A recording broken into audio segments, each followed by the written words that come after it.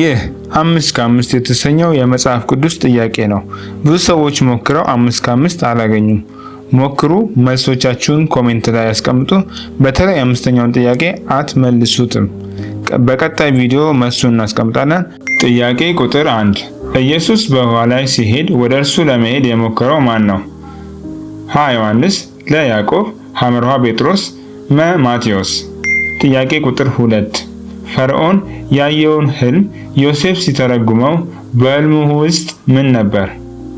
ሀ ኮከቦችና ጨረቃ፣ ለ አንበጣና እሳት፣ ሐመርሃ ወፍራምና ቀጭን ላሞች፣ መ ትልቅ ሐውልት።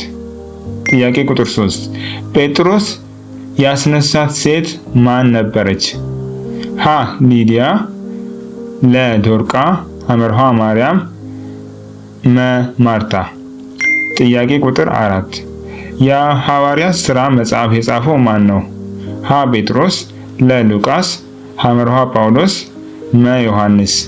ጥያቄ ቁጥር 5 ዳሽ ሙላ ነው።